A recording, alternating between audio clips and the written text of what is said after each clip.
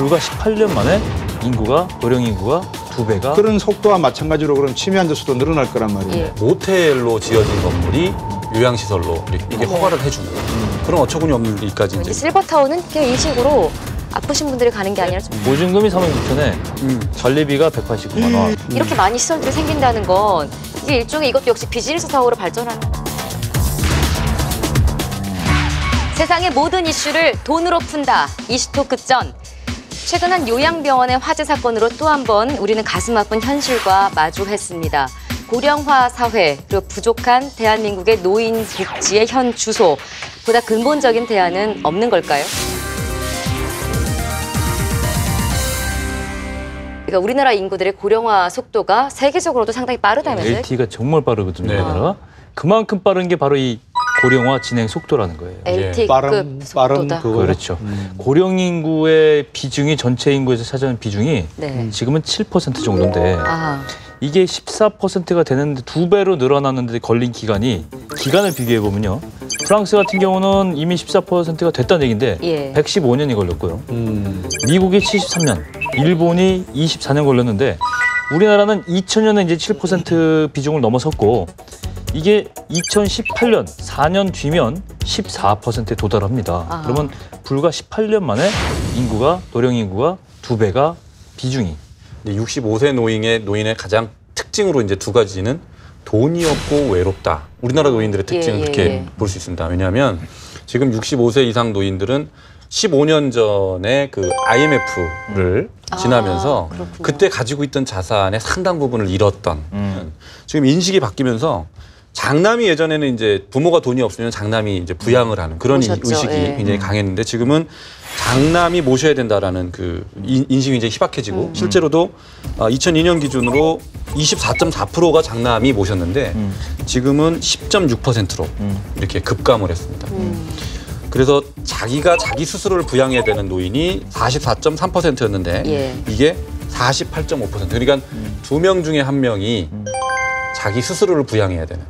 이제 대개 이런 부양 중에서도 가장 중요한 것 중에 하나가 질병과 관련된 예, 것들이 예. 많죠. 그렇죠. 근데 그 질병 중에서 우리가 가장 무서워하는 노인성 질병이 알츠하이머라고 하는 치매 환자. 근데 이 치매 환자가 우리나라 환자의 한 54만 명 정도 있다 그러거든요. 근데 54만 명. 예, 10년 뒤 앞으로 2018년 정도 예. 되면은 우리 고령 인구가 14% 된다고 했잖아요. 빨라지면. 그런 속도와 마찬가지로 그럼 치매 환자 수도 늘어날 거란 말입니다. 예. 그래서 향후 10년 뒤에는 한 100만, 지금의 50만에서 한 100만 정도, 2배 정도 늘어날 가능성이 있다. 이제 이렇게 되면 이분들을 갖다가 어떻게 또 지원할 것이냐. 그래서 이제 오늘 첫 번째로 짚어보고 싶은 주제가 노인 장기 요양 보험 제도예요. 이게 어떤 제도죠? 2008년 7월 1일부터 예. 시행이 된 걸로 제가 알고 있는데 예. 고령으로 인해 가지고 이제 노인성 질병들이 많이 나타나잖아요. 네. 뭐 무릎 아프신 분들, 치매, 뭐 풍 뇌졸중이 여러 가지 이제 질병들이 나타나는데 이런 분들로 하여금 뭐 주로 뭐라 그럴까 자기 스스로 부양을 할 수 있는 능력이 없으니까 예. 정부에서 도와드려야 되잖아요. 그래서 이분들을 장기적으로 요양하실 수 있는 어떤 시설이라든지 예. 또 자기 스스로 치료를 하고자 할 때는 거기에 맞는 어떤 지원을 해드리는 그런 제도로 제가 알고 있습니다. 좋은 제도인 건 알겠는데 받는 자격이나 이런 것들이 그렇죠. 있나요? 법적으로 이제 65세 이상의 노인분들에 한해서 노인성 질병, 아까 말씀하신 치매라든가 알츠하이머, 그다음에 파킨슨병이라든가 뇌혈관 질환 이런 것들, 그러니까 풍이죠. 네. 예, 말하자면 예. 그런 것들이 있을 때 그리고 이건 소득과 상관없이 신청이 가능하다라고 명시가 돼 있고요. 국민건강보험 가입자가 기본적으로 이 장기 요양보험 수급 대상인데 예.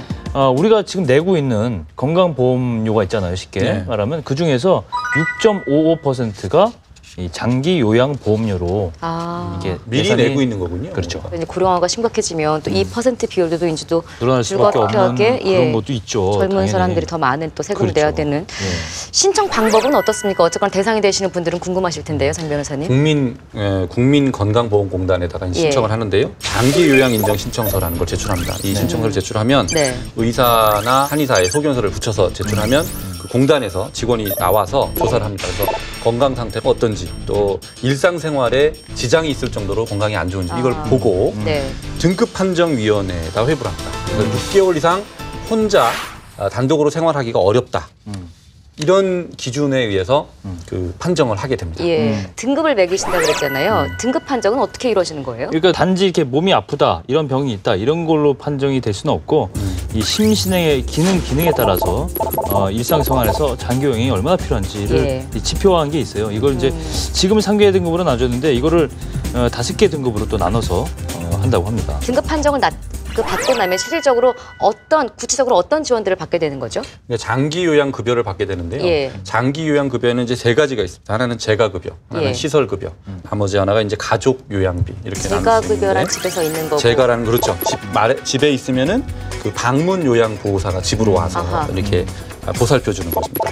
시설 급여는 이제 요양 시설에 가족으로부터 직접 수발을 받아야 되는 분들도 있어요. 네. 이런 분들한테도 월 15만 원의 아하. 요양료가 지급이 됩니다. 방금 말씀하신 내용을 조금 더 이렇게 세분화해서 말씀을 드리면 예. 장기급여, 요양급여 내용이 이제 시설급여 가시게 되면 본인 부담이 한 20%, 정부에서 한 80%를 도와드리고요. 예. 집에서 했던 요양 이런 서비스를 받으시는 분들은 본인 부담이 한 15%, 국가 보조가 한 85%. 나가서 받으실 때가 본인 조금 더 내야 돼요. 조금 더 내야 되죠. 왜냐 그러면 이제 시설이니까 시설급여가 되기 때문에 그 시설 유지를 위한. 근데 이제 이런 부분도 어느 정도 시설 같은 경우에는 좀 이 요양시설의 어떤 비즈니스적인 예. 측면하고 좀 결부돼 있기 때문에 네. 일단 절대적인 비용이 궁금하실 텐데요. 제가 비용 조사해봤더니요. 제일 궁금해요. 예, 이게 일단 시설급여, 시설에 나가서 아까 이제 병원 요양 시설에 가서 할 때 1등급 같은 경우는 하루에 56,000원, 2등급이 52,000원, 3등급이 47,000원 이런 식으로 이제 5등급으로 나눠지고요. 이 금액에서 20%를 본인이 부담하는. 이게 집에서 만약에 그 요양을 할 경우에는 네.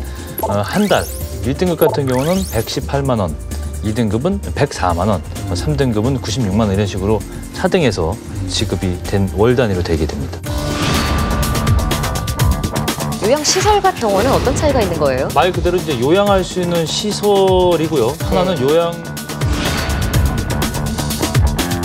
그 노인 환자 수에 따라서 보조금이, 지원금이 돈을 벌기 위한 하나의 수단으로 전락할 가능성이 잠재하고 있다. 가능성이 아니에요. 실제로 실버타운이라고 괜히 약간 가격 프리미엄 붙여가지고 전국 평균인데 최하가 2천에서 10억짜리도 있습니다. 실버타운에는 적용되지 않는다. 이 규제의 사각지대다. 그 등급별로 금액이 다른 거는 등급별로 그만큼 더 고가의 서비스를 받기 때문인 거예요? 그렇죠. 더 힘든 분들에게는 더 아무래도 비용을 많이 지급하겠죠. 사실 언제부턴가 병원인지 시설인지 상당히 많이 눈에 띄거든요. 이 제도랑 상관이 있는 거예요. 도시 가운데 요양원들이 굉장히 많이 늘었는데요. 맞아요. 이게 이제 2008년 7월에 노인 장기 요양 보험법이 만들어졌고 그 법의 영향으로 이제 최근에 많이 증가했습니다.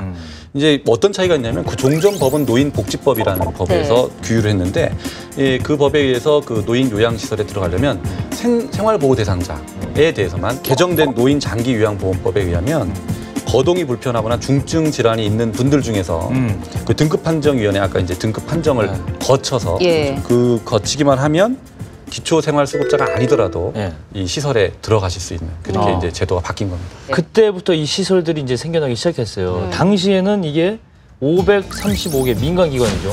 535개의 기관들이 출범을 해서 2008년 시작을 했는데 작년 말 기준은 얼마인지 아세요? 2,940개가 됐어요. 거의 6배. 6배. 이렇게 많이 시설들이 생긴다는 건 이게 일종의 이것도 역시 비즈니스 파워로 발전하는 게 아닌가 이런 우려도 들거든요. 수요가 있으니까 공급이 뒷받침되는 건 당연한데 그 2008년 말씀하신 대로 처음 7월 1일 날 할 때 대상자가 한 17만 명 정도 됐거든요. 근데 지난해 이분들이 한 35만 명 정도 됐던 2배가 늘어났단 말이에요. 5년 사이에.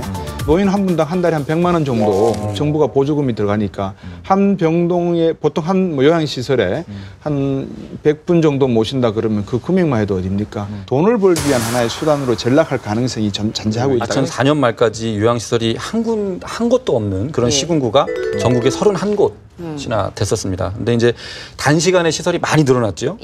그러면서 시설을 많이 유도하기 위해서 기준을 많이 낮췄어요. 규제를 많이 낮춰가지고 그 규모가 작으면 스프링클러 이런 기초적인 방제 설비도 없어도 이게 허가를 해주는 그런 어처구니 없는 일까지 이제 일어났습니다. 그랬다가 화재 생기면 그냥 다 타버리는 거죠. 그렇죠. 또 어떤 데는 모텔로 지어진 건물이 요양시설로 이렇게 변화되는 그런 곳도 있습니다. 요양시설과 병원은 어떤 차이가 있는 거예요? 말 그대로 이제 요양할 수 있는 시설이고요. 하나는 요양 겸 병원이에요, 병. 노인분들 중에서 병은 없지만은 이게 노환, 계속 네. 이제 노인이기 때문에 자기가 직접 하던 일을 못 하시고 아하. 또 이런 분들은 이제 요양시설에 가서 도우미들의 돌봄을 받으시고 이렇게 하는 그게 원래 목적이죠. 그러니까 그러니까 의사가 있는 곳이 요양병원, 그렇죠. 요양사가 있는 곳이 요양시설. 그렇죠. 이쪽은 치료고 이쪽은 말하자면 돌봄이죠. 요양병원 같은 경우에는 2008년 말 현재 690개에서 네. 2014년 4월 말 현재 1284개로 약 한 2배 정도 아, 네. 늘어났죠. 네. 병상수 증가치를 놓고 보면 이게 7만 6천 개에서 지금 20만 개가 넘어가니까 아. 3배 정도 늘어나고 있다. 노인 요양병원의 설립 기준은 어떻게 되나요? 일단 일반 병원하고는 다릅니다. 예. 일반 병원은 환자 20명당 의사 1명 이게 기준이에요. 네. 근데 요양병원은 30병상 이상을 기준으로 해서 환자 40명당 의사 1명이에요. 예. 예. 간호사도 일반 병원은 환자 2.5명당 1명인데 요양병원은 6명당 1명으로 네. 간호사 일단 기준이 느슨합니다. 건강보험공단 통계를 보면요. 지난해 공단이 요양병원에 지급한 급여가 2조 4천억 원대입니다. 아. 2008년 대비 3배가량 늘어났어요. 그 노인 환자 수에 따라서 보조금이, 지원금이 지급이 됩니다. 운영 보조금은 노인성 질환 환자다라는 게 이제 판정이 되면 네. 20%만 환자가 진료비를 내면 나머지 시설 운영비는 이제 국가에서 지급을 하게 되는 거죠. 요양병원에 입원한 사람의 39.5%가 네. 장기 요양 상태 환자래요. 그러니까 이 얘기는 병이 특별히 있어서가 아닌데 여기도 아프시고 저기도 아프시고 그냥 그래도 뭐 일단 좀 시설 같은 느낌으로 병원에 와 계시는 분들이 예. 아플 수도 있으니까 예. 이런 분들이 주로 많더라 이런 얘기죠. 과연 이 병원의 운영 실태가 시설과 중복되는 부분을 악용하면서 좀 정부의 눈먼 돈을 자꾸 이렇게 빼내가는 역할을 하지 않을까라고 그 부분이죠. 이제 예. 우려를 해서 예. 인증제도를 도입을 했는데 한 1,284곳 요양병원이 네, 있는데 네. 그 중에서 신청을 한 곳이 한 331곳에 네. 조사가 완료된 곳은 예. 뭐 한 44분의 1 정도밖에 안 되는 거죠.